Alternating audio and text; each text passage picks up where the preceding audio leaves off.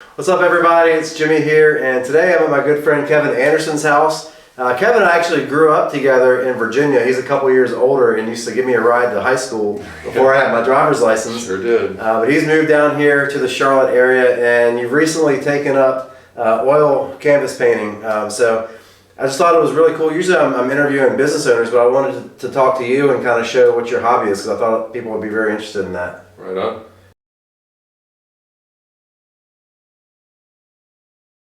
You've got a bunch of golf pictures that you're working on. Can you tell us a little bit about this piece that you're working on right here? Yeah, doing an Augusta series. So this is 16th hole at Augusta National, and it's just pretty, and I love golf, so I figured I'd paint it.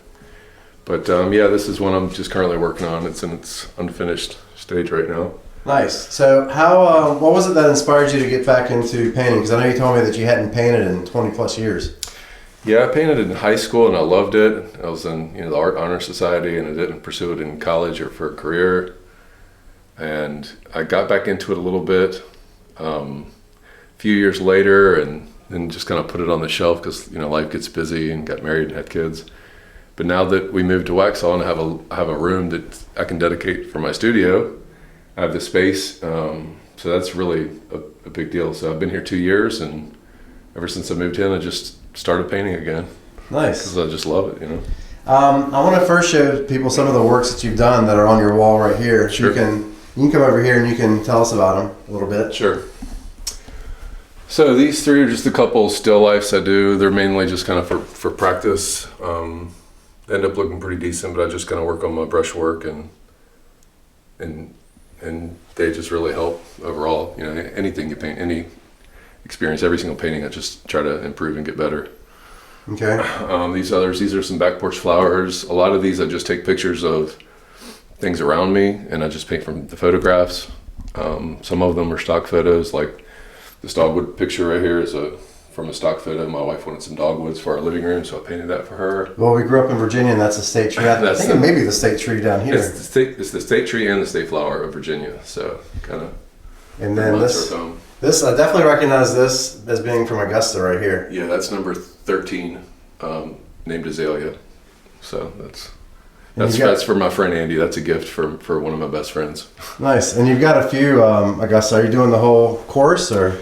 I might do all 18 holes. I did number 12. That's number 13. I'm doing 16 now. So I may make my way through the whole course. There you go. And these are, I recognize these as being from downtown Waxhaw. So if anybody's familiar with Waxhaw, North Carolina, this one right here is the old mill, which is called the Mill on Main, and Emmett Social Table is located there. There's a good one, North Broome and East North Main Street, with the Waxhaw water tank in the background. We've got another one with the water tank, and that's, I wish I could think of the name of the historic house right there. I'm not sure what that is. So that's actually where the mayor's office is. The mayor's office is in there, yeah. Oh, really? In that building. I just thought it looked cool. Took a picture of it. And here we have the railroad tracks, and then this is another cool picture of the water tower through the lens of an alley. So. Okay, so this is paint thinner. It's mineral spirits. All it does is thin the paint. The oil that's contained in the tube is pigment and linseed oil. So it's a ratio. It's manufactured by these companies. They know exactly how to produce that perfect thickness and viscosity of the paint. So you can either thin it out so it just becomes kind of watery, or you can add oils into it, and so that also increases the viscosity of the paint. But that's it. So you have, this is regular linseed oil, this is Galkid, it's a Gamblin product, and this is Liquid, made by Liquitex. And so those are the three mediums I use, but I use them very sparingly. So I would just mix. Need to darken it out. That's a little too light. So can I add some? This is going to be the tree leaves? Yeah, this is going to be the trees. This is a little ultramarine blue. And just put a little more green back in there. Do you paint happy little trees? Happy little trees. Your trees are a little bit bigger though. Happy accidents. So now that I got that tone mixed up, it's a little bit lighter in value. Then I need a paper towel here. Sure. And that's one thing, it's really messy, but that's part of the fun. So then I just grab me a brush and give me a little calc it on there just to make it, apply to the canvas more. So I usually go with really thick paint straight out of the tube at the very end. So I'm still in the beginning stages. So then I would just, paint these lighter tones over those shadow tones in the background.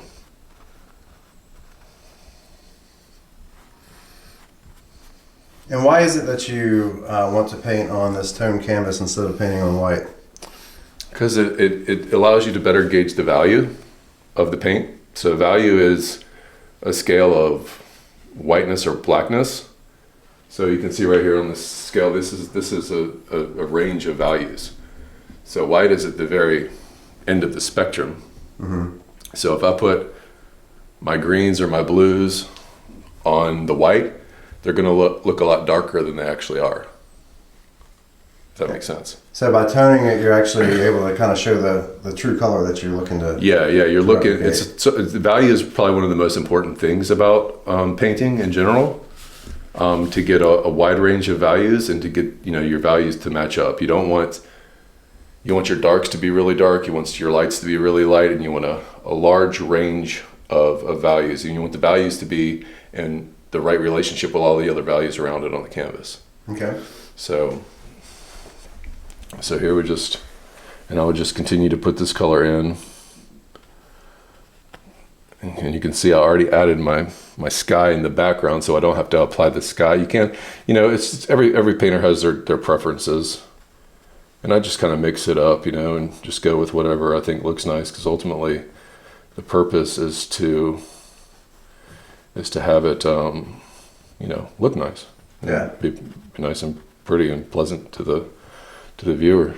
So the water reflection that you did right there, I see the sky, the reflection's a little bit darker than the sky. Is that the finished color, or will it end up being more like a mirror? Or It's not the finished color. Nothing really on the canvas right now will be in its finished state. It's all fairly thin, so I'm going to continue to add and build. I mean, my next goal is to really get all the tone, all the canvas, all the underneath tone gone. I want to cover the canvas with paint.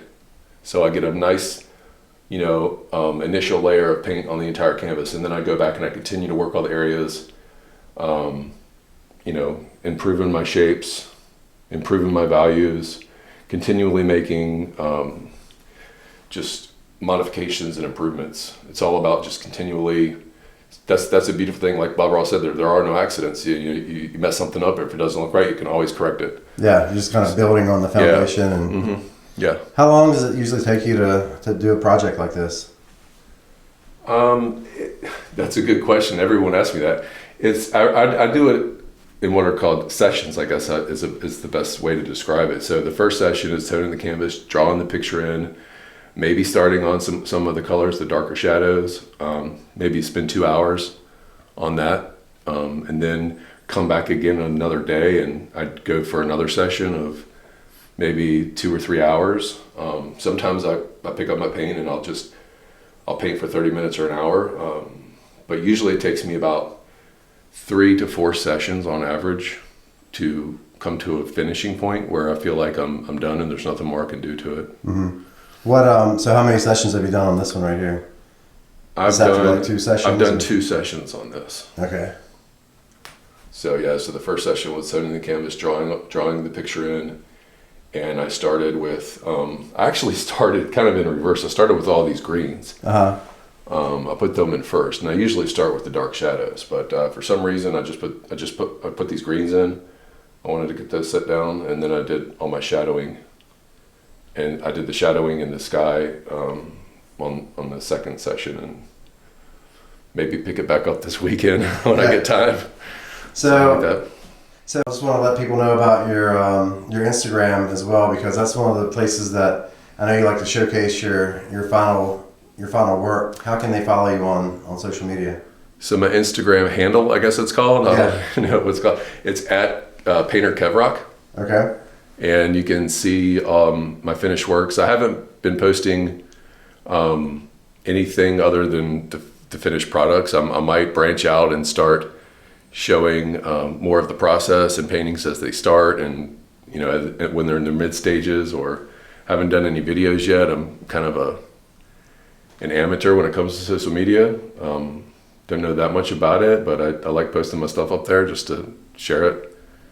And yeah, just really started getting to the point where I've seen some interest and a desire to sell it and move it if someone's willing to buy it and they appreciate it. I think it looks really nice. It's a great honor to have somebody purchase one. So I figured I can't keep them all here in my studio, and I might as well try to sell them somehow. So yeah, I think you were telling me you have a picture in just about every room of the house now. Yeah, my house is filled. That's one benefit of being an oil painter is your house is filled with oil paintings. Yeah. So pretty much every room in the house has some paintings in it at this point. And I've got all of these, and these are for sale except for these two. This is a gift to my best friend. This is for my wife. That's one of our paintings that we just keep in our house. But all the others are for sale. And there's an upcoming vendor fair at Lawson, just here in our community. Nice. At the Mill House in April, the first weekend in April, and I'll be set up there with a tent and a canopy, and selling my stuff at that fair. That's the next thing coming up for me. So I'll probably produce a few more paintings between now and then. Cool. And these are all for sale too. Just a still life of some fruit and some boats. Yep.